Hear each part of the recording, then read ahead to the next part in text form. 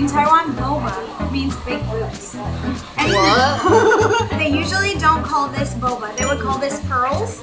And the bigger ones are the bobas. I want to try stinky tofu, face my fears. Wow, I can make that happen. It reminds me of a mouth.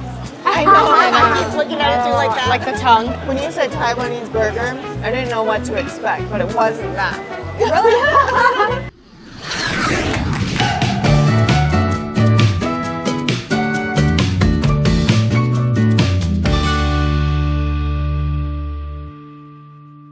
自从我爸妈回台湾后，晚餐变成每天的家庭时光，让我们更讲究餐桌上的小菜。结果我们全家人一时成主顾，完全爱上了协发行泡菜。我要被介绍一个我们最爱的3款必吃。第一罐是黄金泡菜，还有浓郁的这个豆腐乳风味，所以生菜再包一点牛肉，再加一点黄金泡菜之后，完全可以提升它的层次感，就好吃。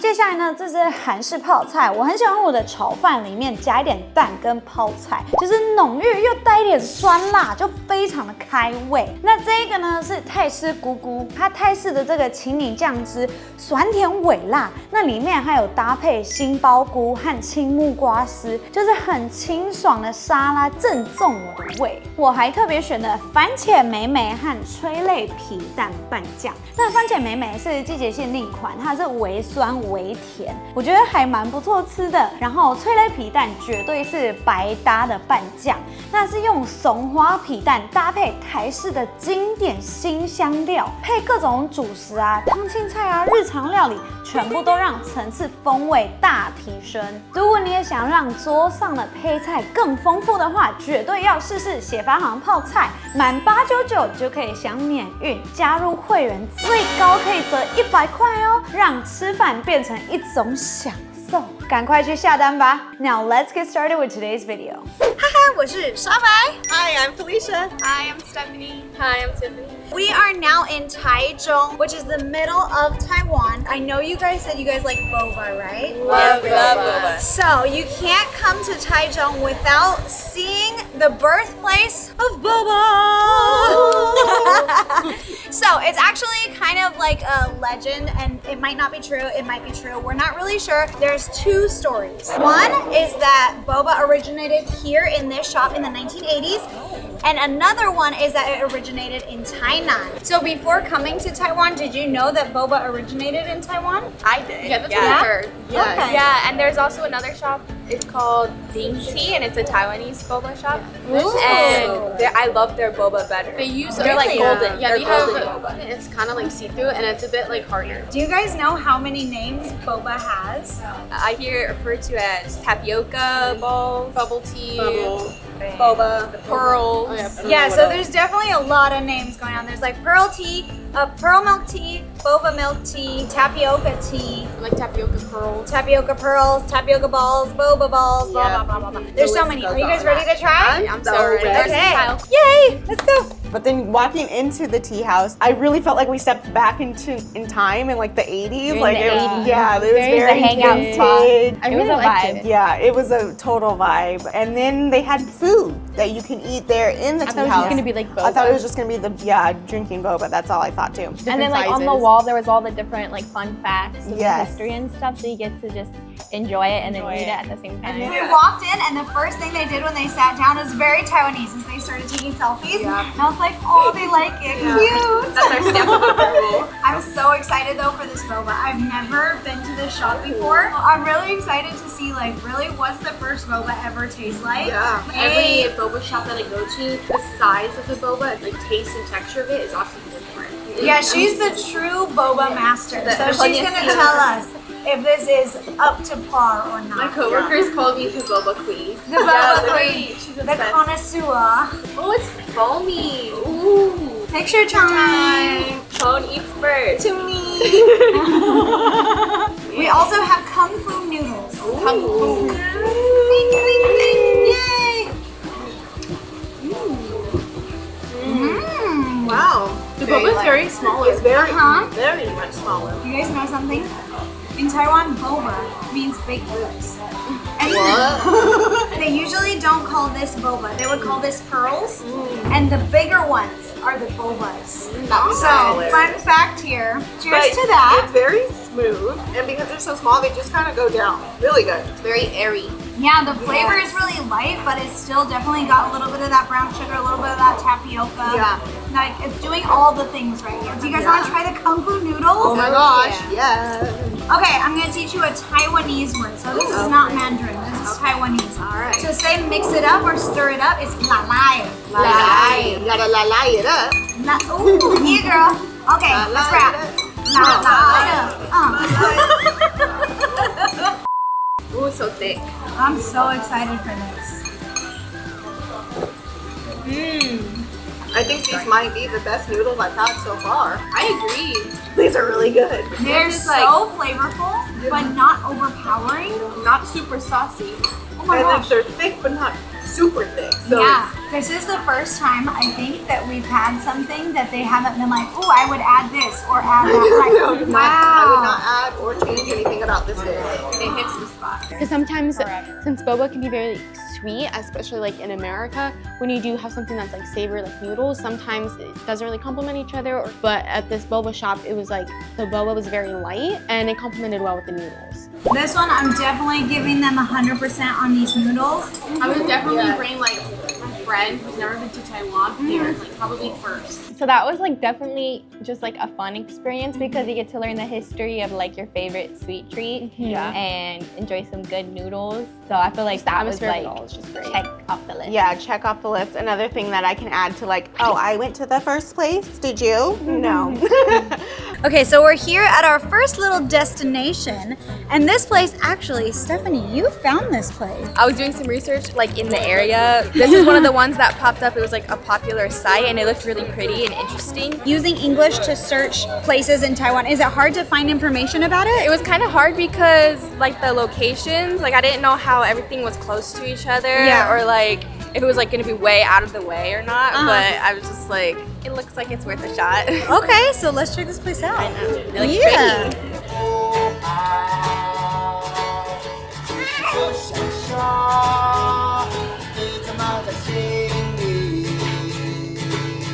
And then it was cool like once we actually arrived because it was literally like smack dab in the middle of the city. So like you just see like regular buildings around and then it was like boom, really colorful and stuff. But it was really fun because there's like a little playground for kids. Yeah. And then like a popsicle stand, taste the rainbow while you're in And the you also Rainbow learn a Village. bit of the history about Yeah, the once you rainbow actually village, get there, you're like, how it was oh, built. yeah, it's more than just a little colorful place. It was a nice place just to kind of, even though it was like hot outside, it felt really nice just to kind of like walk around. Yeah. And Let's go write our wishes. There's like a whole wall of rainbow wishes. Okay, so we got the last 3 cards of the day. So lucky. We're lucky. There you go. There you go. Can you guys write a wish for what you hope to do in Taiwan before you leave? Okay. Make fun memories and try more yummy food.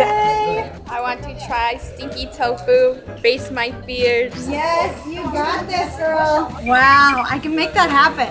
I want to win a plushie from the claw machine and then make more memories and experiences in Taiwan. Whoa, that is so cute.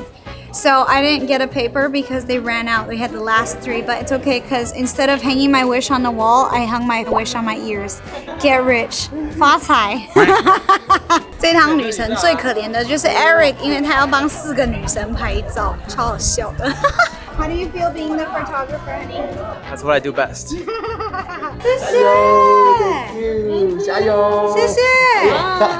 加油！谢谢。哇，这个好酷哦！谢谢。看得懂吗？一定要相信自己，因为这世界只有一个你。The last one says 加油，加油 means like good luck, do your best. Ganbate. Does that make sense? Oh, I think it's Japanese. Sorry. I think Korean is fighting. Fighting. Fighting.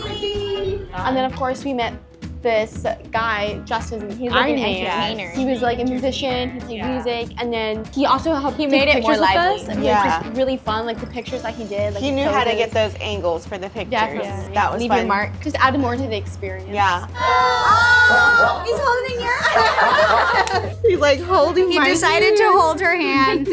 Okay, so we just learned about something called the Rainbow Grandpa. Yes. So this place was invented, I guess, by a retired soldier who just wanted to add more color and light into the world in 2014. So he just passed away this year, and he was over 100 years old. Wow. So imagine, like, in 2014. In his 90s? Yeah. So he painted a lot of this stuff, and then there was other people that added to it, and he really wanted to just preserve this place and like add color to the world. Yeah. So we think it's really cute. I like this place because even though it's like from an outside point of view there may seem to be like not much to do here, but I feel like this is a place you have to come visit if you're in Taiwan, just to see it and just to like learn that fact behind it as well. It's such an interesting. It's a nice, quick little stop to make. And it looks like it's about to rain, so we're gonna head to our next spot. All right. So we are gonna be having Taiwanese stir fry, and this place is called San He Yuan. It's like a traditional style home that they turned into a restaurant.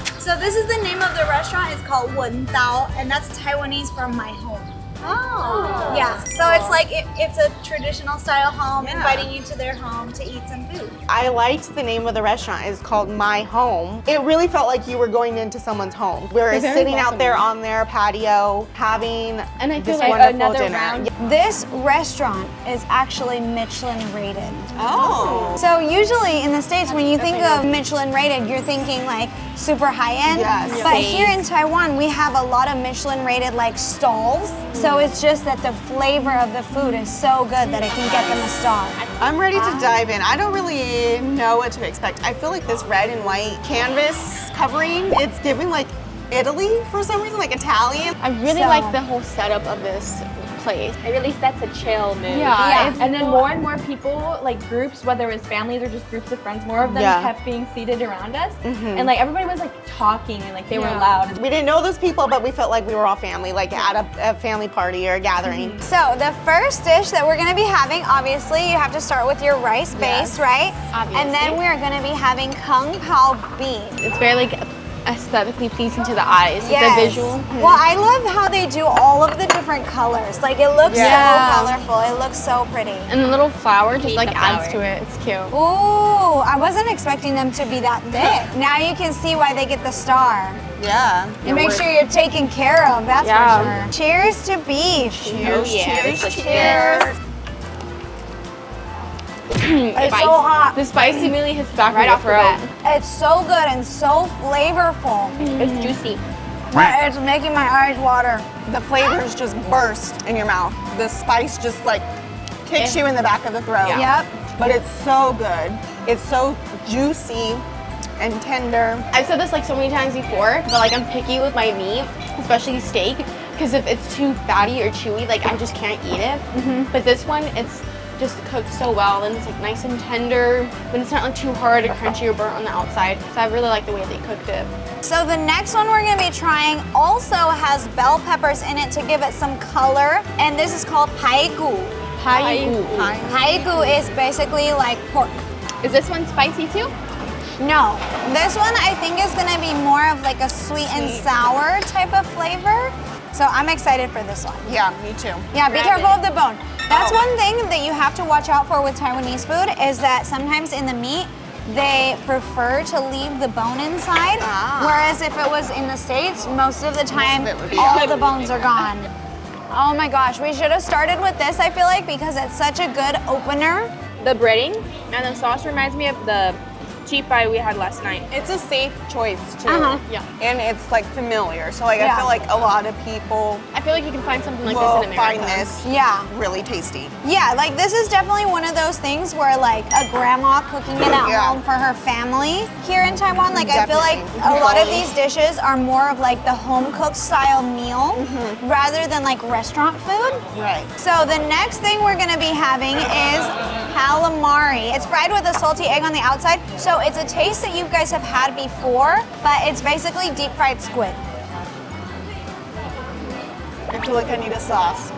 Okay. It reminds me of something that we had here, like one of the dishes, but I don't remember. The one when we at the seafood place. The same, like the tempura kind of. Yeah. The tempura with the spicy or the salty egg, right? Yeah. All of these dishes are supposed to go with rice. So you eat a bite and then you take some rice because they're all pretty bold flavors. Yeah. And so you definitely want to make sure that you're getting that rice in there as well, so that it's kind of cleansing your palate with each bite, and it makes it more filling, I would say. So the next one, and this is something that I've never seen in the US before ever in my life, it's cold chicken. Cold chicken. Yeah, so this one does not come served warm, it comes served cold, and it's supposed to taste like that. Like, it's not just because we've been sitting out for a while, it's supposed to be cold. So I hope you guys like it. Go ahead and try. So another thing that makes this a little bit different and a little bit interesting is that the skin kind of forms like a jelly on top. Yeah. So it's not gonna be like crispy skin, it's gonna be more like a, kind of like a jello. It'll be interesting for sure. The Jello like skin wasn't as shocking to me as I thought it'd be. It kind of just went with the whole chicken. You know what I'm noticing too is that you guys are really good at a poker face. So like, even if you're like kind of scared about the jelly on the top or like the, you know, the gelatin kind of skin, you're definitely like, oh, okay, like definitely willing to try it. So we're willing to try it. I feel like the way it's cooked is different. But like tasting wise, obviously I've always been able to compare it to something I've had back at home. Like, oh, it reminds me of this, so therefore that familiarity helps me like enjoy the food more. Okay, it's just the way that they cook it and the way that they like present it is different than American style. Yeah. Okay, so the next dish we're gonna have, this is a type of vegetable. I honestly don't even know how to explain it in English. It looks almost like dragon whiskers or like some kind of whiskers, right? How it's got the little curly cues. Yeah, it does. It's got some of that deep fried like onion skin on the top. So I hope you like it. Let's go ahead and dig in. Oh, I got a lot. She is not showing fear today. Tastes like green beans. Like green beans? No, I taste green beans too. So there's a Japanese salad dressing that is on this, and it's basically like onion flavored salad dressing. Okay. But do you guys like it? Is it a good flavor? Yeah, it's good. It's nice, and because it's cold, I was expecting it to be warm, a warm dish. Right. So because it's cold, it's nice and refreshing compared with all of these other dishes. I would definitely have it as a mixture of like all the meat, the rice. I was gonna say it's a good way to, when you eat this, it kind of cleanses the taste of the other. So I think like it's a good side dish to have with these kind of other. This is my all-time favorite dish here at Stir Fry because it is the like pork shoulder, pork neck, pork jaw type of area. It looks very tender, very delicious. Cheers. Really good. Oh yeah, I like it. perfect. I like that it's thin, not Very super easy thick. to chew, right? Yes, And the seasoning is very subtle too. it is. Yeah, it's a subtle taste. It's not too That too feels crazy. fancy. It makes me feel It does. fancy. It feels like it would taste expensive. Okay, so we'll do our last veggie before we go into the Taiwanese hamburgers. Cabbage is very, very traditional. It's very easy to grow here in the Taiwanese climate. It tastes better grown from the mountains because the temperature is cooler. Is there a sauce on it? Or like a dressing? It's more of like an oil. An oil? It's very good though, and it's very like light. I absolutely love this cabbage. Keep dropping Cabbage is it. so good. Oh my gosh. It's So honestly good. really delicious. Yeah, that's Yeah. like a top 3 dish for me. Very good. I would just like eat this by itself. Ooh, okay. Yeah, definitely you can eat that as a snack just by itself alone. Are you guys ready for Taiwanese? I've been looking at Irish it. It looks hamburger very interesting. This meat is pork belly. A little bit fattier. I know that might scare you a little bit, but just give it a chance. I'm gonna take a thinner piece, and we are gonna add some peanut powder, some cilantro, and also some pickled veggies. And that's what I like about this. The way they serve it here is that you can customize it all by yourself. Like you can choose kind of how much you want of every single thing. So this is called a gua bao. It reminds me of a mouth. I know, I keep looking at it too like that. Like the tongue. It's like Don't play with your food. So they also sell these at Disneyland in Tokyo. Oh, interesting. Yeah, and they're shaped like Mickey heads. Oh my gosh. Yeah, super fun. that meat is interesting. When you said Taiwanese burger, I didn't know what to expect, but it wasn't that. Really? I know it wasn't going to be American style, but I thought it was going to be similar. I was expecting like a flat patty. Yeah, but it's good. It all complements each other. It's just an interesting texture and taste when you're biting into it. I really like it. Just this part right here, it's too fatty texture, to me. But on this side where it's not fatty, it's really good. This is actually one of my dad's favorite dishes here in Taiwan, and he would eat this every single day if you let him. So everything that we've tried tonight, what are your top 3? The pork, that would be my favorite. This cabbage and those ones. The sweet and sour The pork? sweet and sour pork. The pork, definitely probably my favorite. Okay. And then I do like the cabbage. I've had cabbage before, but it's really good. Like I could just like snack on it. I could probably like eat that whole bowl. Okay. And for my third one, I'm actually really torn between the beef or the kung pao and the sweet and sour. Okay. Because I like them both equally. I would say for me, it was the calamari, the pork cutlet, and then that pork. Sweet and sour pork? Yes. I'm noticing that because you guys are sisters, so you guys have a lot of the same preferences or like similar preferences when it comes to food. Yeah. So what was the most shocking thing that you guys have tried today? Like shocking and unexpected, I would say this one, just because with the pork, I thought it was like a fish or something. Yeah. Oh, Because since it was so like fatty and tender, it didn't like look cooked to me. It didn't look like meat. And then of course the bread, like we don't have this kind of bread in America, so I also thought was like just different. And also like the broccoli, I wasn't sure if you put the broccoli in the burger. I feel like that definitely would have also just added more to like, oh, you guys have broccoli with your burgers. I think also the chicken too, because like I've never seen it prepared in that way. Yeah. And if I'm gonna be honest, I like everything on here, but that one's my least favorite, which is like shocking to me because I usually like chicken. But all of these stood out to me more. Yeah. So overall, it was a 10 out of 10 day, I would say, just because you got to see the sights, you know, I got to try the historical value, see the historical value, and then taste the historical value, you know, the origins and stuff. And you just kind of check off all the lists. You get to take pictures somewhere, try food. I feel like it was like a perfect day. And it was like quick stuff too, just like quick stops. Yeah, 10 out of 10. You said it right. 10 out of 10. 10 out of 5 10. stars. Guys, don't forget to like, comment, and subscribe. We are not finished yet. Their tour through Taiwan is still going on. It's just getting started. Stay tuned, subscribe so you can see more, hit that notification bell, and don't forget we post videos every Friday at 8 p.m.